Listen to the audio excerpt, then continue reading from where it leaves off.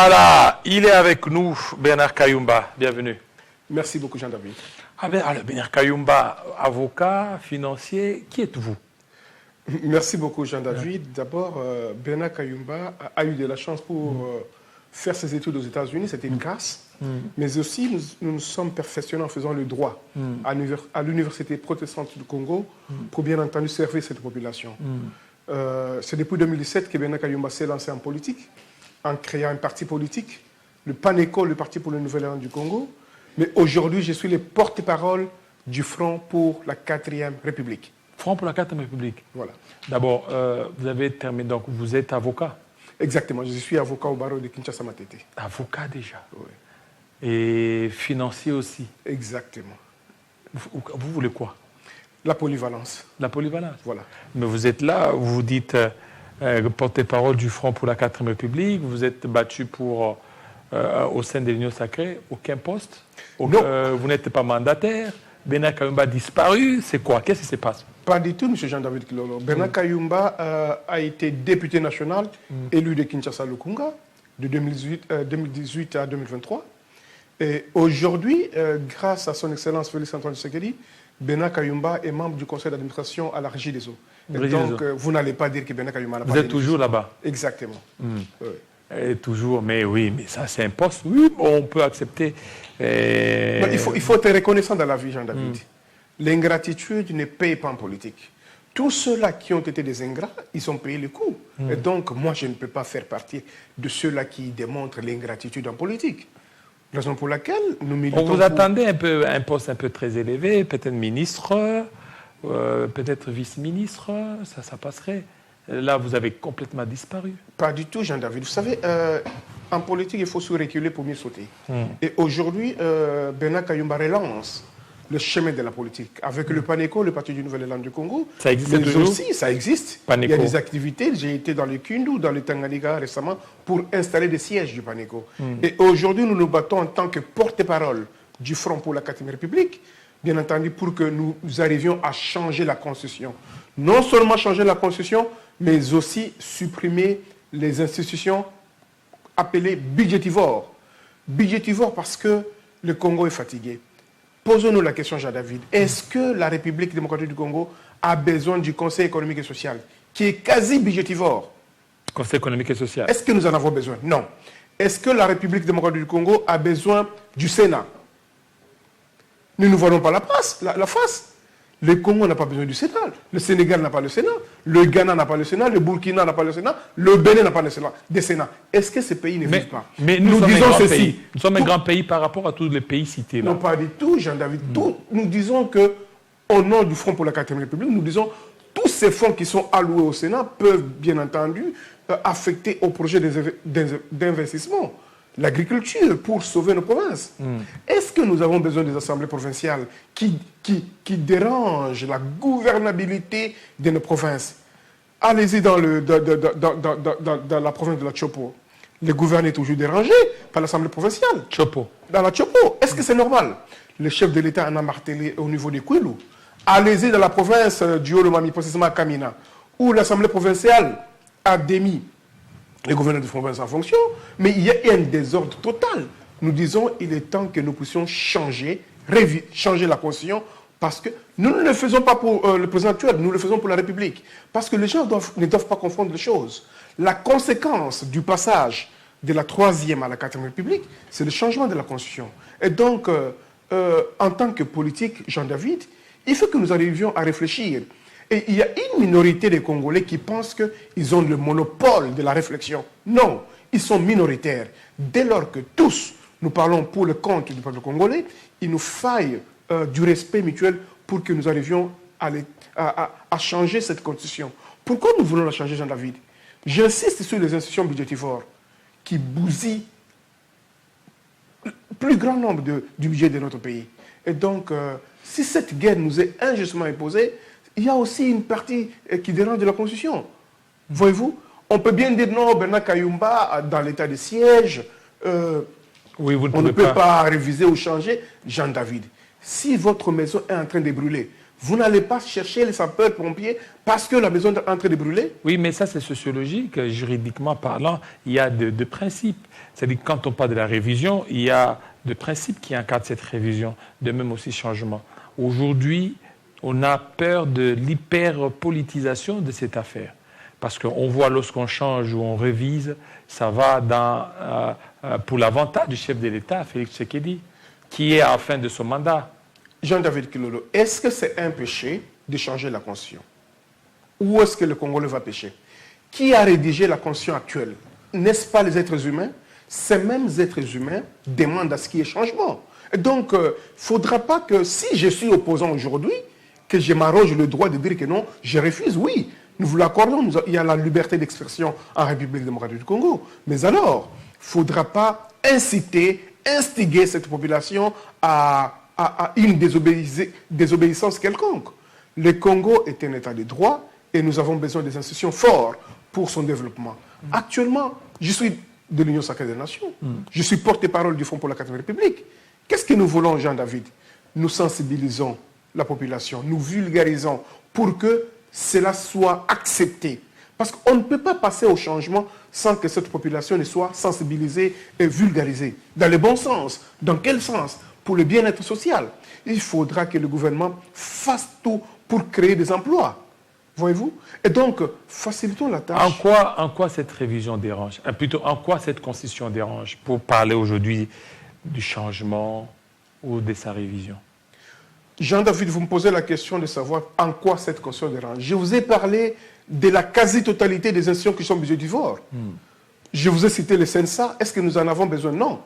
Est-ce que nous avons réellement besoin de 500 députés nationaux au niveau de l'Assemblée nationale, pendant que nous avons 145 territoires? Et est-ce que ça empêche à être gouverné? Ça empêche le pays d'être gouverné? Pas du tout. Nous parlons bien parce que la quasi-totalité du budget national est bousillée par le fonctionnement des institutions.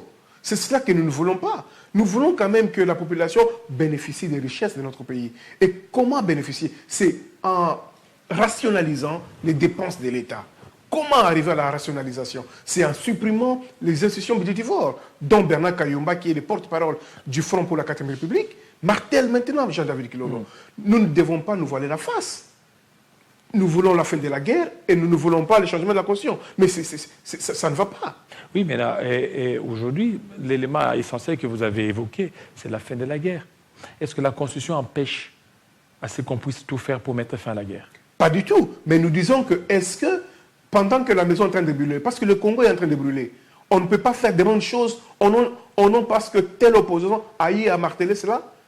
Non, Jean-David. Nous sommes 100 millions, plus de 100 millions d'habitants. Et si nous nous sommes décidés d'aller sur ce chemin, c'est pour le bien-être, c'est pour la paix sociale. Ce qui milite davantage dans notre pays, c'est d'avoir avoir la paix sociale, avoir la quiétude, avoir la circulation des personnes et de leurs biens dans toute quiétude. Mais aujourd'hui, s'il y a des opposants-là qui ne veulent pas de la paix, le peuple congolais va s'en charger. Voyez-vous? Et donc, nous sommes maintenant en avril 2026. Nous sommes des acteurs politiques. Vous verrez que tous ceux-là qui ne veulent pas des changements de la Constitution, ce ne sont pas des politiques. Nous sommes des politiques. Nous connaissons les tenants et les aboutissants. Mais pourquoi seulement maintenant? On sait que les politiques n'agissent pas comme ça, n'agissent pas innocemment. Vous agissez à la fin du mandat, vous voulez qu'on change la Constitution. Tout ça, d'abord, ça ira au bénéfice du chef de l'État. Il va briguer un autre mandat parce qu'une fois que vous changez cette Constitution, vous rebattez toutes les cartes à zéro. Vous reprenez à zéro, le chef d'État pourrait briguer encore notre mandat. Jean-David, je rappelle que nous ne sommes pas à la fin du mandat. Nous sommes en 2026. Les élections sont en décembre 2028. Oui, vous ne pouvez pas me parler aujourd'hui de la fin du mandat. Mais aussi, Jean-David, pour que l'on puisse réfléchir du changement de la Constitution, est-ce qu'il y a un timing précis? Est-ce qu'on peut vous interdire, vous, en tant que Congolais, de réfléchir? C'est un temps suspect. Pas du tout, en droit on n'était pas suspect, mais pas du tout. Mais nous disons que nous avons commencé depuis l'année passée dans ces combats du passage de la 3e à la 4e République, parce que nous n'allons pas seulement changer la Constitution, nous allons passer au changement de la République, Jean-David. Oui. Et donc, nous insistons. Mais là, au changement de la République, le chef de l'État, vous voulez qu'on maintienne toujours que ce soit un exécutif bicéphale, le président et la première ministre, ou bien vous voulez seulement que ce soit juste le président de la République, comme aux États-Unis? Il y aura des colloques que le Congolais devra statuer, Jean-David. Vous savez que très incessamment, la CENI devra convoquer le référendum. Vous avez le référendum? Bien entendu, parce que vous avez eu des propositions de loi sur le référendum au niveau de l'Assemblée nationale. Et donc, la CENI devra saisir d'office pour statuer sur la question. Nous sommes une république souveraine, Jean-David. On ne peut pas nous interdire de travailler pour le bien-être de la population. Est-ce qu'il y a un péché pour arranger les choses dans notre République, Jean-David? Je ne crois pas. Et donc, on ne peut pas se prévaloir les monopoles de la manipulation de la population par certains opposants véreux. Nous disons, nous voulons ce changement, c'est pour le bien-être et pour les générations futures. On ne le fait pas seulement pour aujourd'hui, Jean-David, pour les générations futures. Regardez l'ingouvernabilité de nos provinces. C'est dans la quasi-totalité de nos provinces où il y a un dérangement. Les assemblées provinciales plutôt, ne s'entendent pas avec le gouvernement provincial. Il y a un problème. Nous avons 10 ministres provinciaux dans chaque province. Donc, x 26, c'est 260. Et donc, Jean-David, cessons cette farce de ne pas vouloir ces changements-là. Nous voulons ce changement. Et c'est maintenant. Le peuple congolais doit ouvrir le grand œil et c'est maintenant. Nous disons, au nom du Front pour la 4e République, nous allons sillonner la République pour sensibiliser, pour vulgariser ces changements-là. J'insiste que nous avons beaucoup d'institutions qui sont budgétivores que la République n'a pas besoin. Et donc, c'est aujourd'hui, Bernard Kayumba vient marteler sur cette question-là. Alors, Bernard Kayumba est là, pour lui, il est au niveau du front pour le changement de la Constitution. Et vous êtes porte-parole de ces fronts. Qui est derrière vous? Est-ce qu'il y a des politiques qui vous poussent pour que vous alliez parler de la 4e République? Jean-David, nous sommes des intellectuels congolais qui ont fait de bonnes études. Nous nous sommes réunis en tant que 6 initiateurs. Bernard Kayumba, Francis Okito, Dadi Chiswaka, Sten Banyaku, Rosikiwa et Jean Saka. 6 initiateurs de ce Front pour la 4e République, mais aussi avec tous les conseils du Front pour la 4e République, plus de 300 personnes, mais également les membres adhérents et les membres effectifs. Et donc nous nous disons, c'est un combat en tant qu'acteur politique pour arriver au passage de la 3e à la 4e République. Nous avons énuméré les points saillants qui nous poussent à changer au passage de cette République. Et donc Jean-David, nous sensibilisons. Il appartiendra au peuple congolais d'en décider le moment venu. C'est au moment du référendum où nous allons marteler sur tous ces points-là. Oui, parce que vous parlez du référendum. Il y a certains qui estiment, qui voient que pendant des révisions ou des changements, il peut y avoir des tensions. Vous ne tenez pas compte de ça. Il y a la guerre dans l'Est. Vous ne tenez pas compte aussi de cette réalité. Jean-David, la guerre va bientôt se terminer. Elle va bientôt se terminer. Il est vrai que les ennemis de la République ne veulent pas de la paix dans notre pays. Mais n'oubliez pas que nous sommes plus de 100 millions d'habitants qui voulons de la paix. Nos amis de l'Est sont fatigués de cette guerre. Que doit être d'abord la priorité? La priorité, c'était mettre fin à la guerre ou la priorité, c'est changement ou révision de la Constitution? D'une manière concomitante, la fin de la guerre, le changement de la Constitution. C'est inévitable. Oui, mais la priorité, c'est quoi pendant ce temps? Vous ne voyez pas que la priorité, c'est d'abord mettre fin à la guerre. Lorsque la guerre prendra fin, vous allez voir que la population elle-même va dire, non, le président qui nous a aidés, il y a la paix, on pourra... la population a déjà dit oui au changement de la Constitution. La population, quelle population? Vous dites? Quelle population? Mais vous êtes la population, vous avez déjà dit oui au changement de la Constitution. Moi, je n'ai pas été consulté. Non, Jean-David, je vous consulte, raison pour laquelle Bernard Kayumba est ici présent en train de vous sensibiliser. Vous êtes un pasteur, vous êtes congolais, vous devez vouloir de la paix dans notre pays. Et donc, aujourd'hui, nous disons que, certes, c'est la paix qui est prioritaire. Qui dit la paix, c'est la fin de la guerre. Mais nous ne pouvons pas rester aveugles. C'est-à-dire nous focaliser rien que sur la guerre et puis oublier l'essentiel. Il faut que nous arrivions à supprimer, bien entendu, j'insiste, sur la suppression des institutions budgétivores. Je vous repose la question, Jean-David. Que fait le Sénat dans notre pays, à part la deuxième lecture de ce que fait l'Assemblée nationale? Voyez-vous? encore une fois, est-ce que nous avons besoin de 500 députés nationaux? Voyez-vous? Est-ce que nous avons besoin des provinces qui sont gérées uniquement par les originaires? Pourquoi ne pas retourner aux non-originaires? Donc, du temps de Mobutu, nous avons connu le gouverneur de province Conde Vila Kikanda qui était dans le Kivu, dans le Nord Kivu, mais aussi Koyagialo dans le Katanga. Pourquoi ne pas revenir au status quo pour éviter le clientélisme ou le coterie tribal qui dérange la paix en République démocratique du Congo? Oui, mais avec ça, il y a un problème des régimes. C'est qu'à l'époque, sous Mobutu, c'était les régimes et c'était la forme unitaire. Mais actuellement, nous sommes au niveau fortement décentralisé vers le fédéralisme. Raison pour laquelle et tout ça, vous devez certainement. Raison pour laquelle nous voulons ce changement. C'est maintenant, Jean-David. Vous n'allez pas nous opposer que Bernard Kayumba, pourquoi vous voulez qu'il y ait un changement maintenant? Mais c'est maintenant que le peuple congolais s'est réveillé. Vous savez que nous avons les élections présidentielles à un seul tour dans notre pays. Donc si quelqu'un a fait 10% et tous les autres candidats ont moins de 10%, c'est celui qui aurait fait 10% qui passe président de la République. Ce n'est pas normal.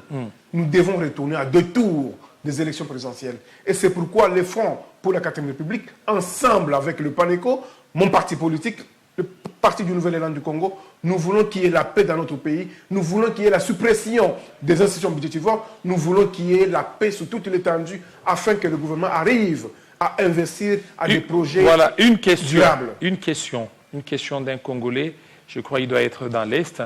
Il dit, M. Jean-David, nous souhaitons que votre invité, Bernard Kayumba, nous apporte des éclaircissements afin de nous permettre de mieux comprendre cette situation. Quelle serait la suite pour les Congolais de l'Est qui ne participeront pas au référendum qui doit être fait avant le changement de la Constitution? Ils appliqueront aussi cette Constitution, pourtant ils n'ont pas participé au référendum. Par ailleurs, pourrait-il également nous expliquer s'il existe un article précis qui poserait problème, notamment en ce qui concerne les paiements des fonctionnaires? Merci beaucoup, Jean-David. Vous savez, merci beaucoup, monsieur de l'Est. Vous savez, nous sommes de cœur avec vous parce que le dérangement de cette guerre n'amène pas la paix. Mais nous voulons la paix qui est la paix. Vous savez, lors des élections de 2023, parce que les ennemis de la République n'ont pas voulu qu'il y ait la paix, il n'y a pas eu élection dans le Kivu. Mais leurs députés nationaux, issus de ces provinces, siègent au niveau de l'Assemblée nationale. Et donc, n'empêche que si demain il y a référendum, Jean-David, nous allons faire le référendum dans les provinces où il y a la paix et attendre à ce que la paix revienne dans ces provinces. Mais la quasi-totalité de la République va devoir voter pour ce référendum, Jean-David. Sans ceux de l'Est. Bien, nous allons nous battre pour qu'avant décembre 2026, que la guerre se termine. Mais si la guerre ne se termine pas, nous allons passer à ce changement-là, au passage de la 3e à la 4e. Donc vous voulez à tout prix 4e République? Bien entendu, Jean-David, pourquoi pas? Vous n'allez pas m'interdire de réfléchir à haute voix et positivement pour le bien-être des peuples congolais. Voilà la raison pour laquelle j'invite tout le peuple congolais de s'approprier le Front pour la 4e République avec le PANECO, le Parti du Nouvel Élan du Congo, que nous voulons tous pour la paix dans notre pays. Voilà, pour la paix dans notre pays, en République démocratique du Congo, Bernard Kayumba l'a bien dit, vous aviez suivi, il a donné son point de vue. Chaque Congolais a aussi cette liberté de pouvoir réfléchir. Tout de suite, ça sera les informations en langue. Nos amis des langues sont déjà là. Ils vont nous rejoindre dans ces studios. Ça n'est fini, fidèles téléspectateurs. Alors, vous aurez l'habitude de suivre Bernard Kayumba. Après un moment de pause, de repos, il est là avec nous. Il sera, on va encore le recevoir peut-être le mercredi soir dans Kinshasa Direct. Et voilà, il sera aussi avec nous. On va continuer. Restez branchés sur Télé 50. À très bientôt.